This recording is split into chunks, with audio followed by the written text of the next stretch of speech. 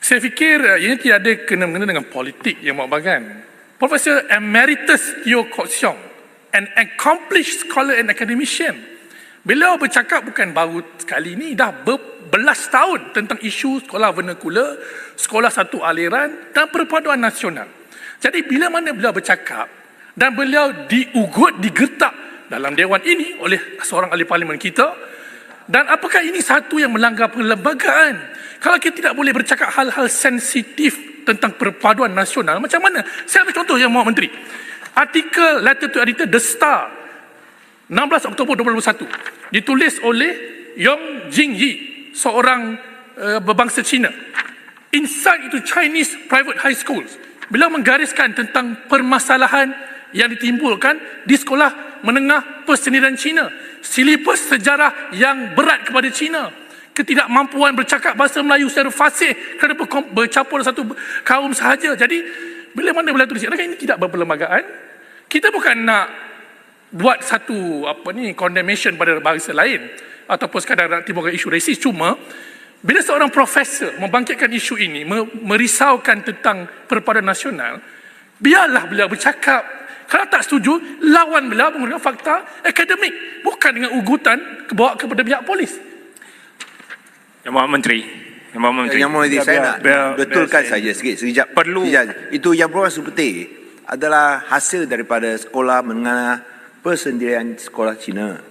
So dia pun fasih dalam cakap dalam bahasa Cina. So tidak betul tuduhan melulu ini menyatakan yang datang daripada aliran sekolah ini tak boleh fasih dalam bahasa Cina. So itu sebab Kok Siong ini dia sudah lupa darah tanah. Dia sudah tidak tahu apa yang menjadi asas kepada perkara ini. Mungkin janganlah buat itu tuduhan yang melulu. Biar saya dulu. Saya Menteri, saya nak stick kepada poin yang belum pun 1/3. Saya nak sebut bini dulu ya. Pertama ni baru pegawai saya baru dapat. Mereka ikut perbahasan sekarang ya. Mereka bantu betulkan balik kes ucapan Profesor Teo, kertas siasatan baru saja dibuka di bawah Seksyen 505 Kanun Keseksaan dan Seksyen 233 Akta Komunikasi Multimedia. Itu ada ya. So saya akan update dari masa ke semasa. Baik, saya nak sebutkan begini. Topik tentang kewujudan sekolah vernacular di negara kita ini memang tajuk yang sentiasa kita bahas sudah berpuluh tahun. Ada pandangan pro, ada pandangan kontra. Ada kelebihan, ada kekurangan. Okey. Ketika kita bercakap dari sudut pandang mana pun, sudut pandang politik ke, sudut pandang bahasa ke, sudut pandang penyatuan kaum ke, apa pun sudut pandang kita. Ya, kalau kita nak tengok satu kekuatan di sana, misalnya trend di mana pelajar-pelajar Melayu memilih untuk belajar di sekolah vernacular, itu pun satu fakta juga. Ya, ketika kritiknya ada, tapi ada juga kelebihan yang masyarakat bila diberi pilihan, ada juga dalam jumlah yang besar sekarang memilih. Jadi saya fikir keadaan itu biar kita terima begitu dulu. Ya, sebab saya tak mau prolong tajuk ini. Saya nak teruskan sedikit. Ya, apakah pendirian Kementerian Dalam Negeri melihat satu perusahaan Mahkamah Persekutuan baru-baru ini untuk membenarkan kewujudan SJKC, SJKT, iaitu sekolah vernacular. Kerana itu telah melalui satu proses Mahkamah Tinggi, Mahkamah Rayuan dan diputuskan secara mutlak di peringkat Mahkamah Persekutuan.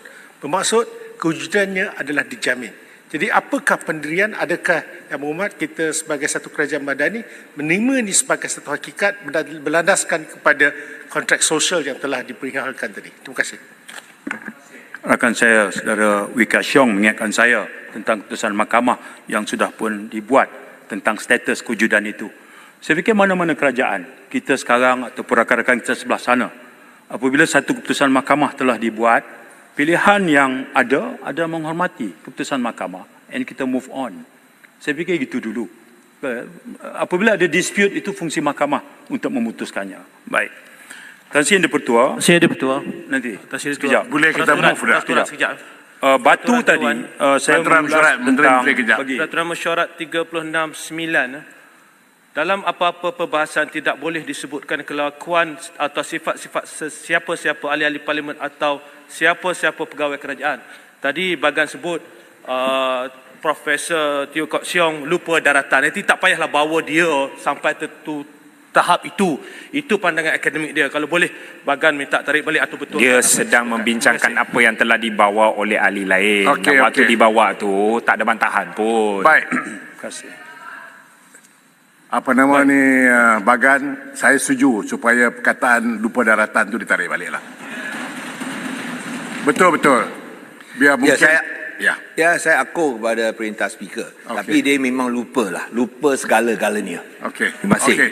Lupa daratan ditarik balik. Okey, move kan. Terima kasih.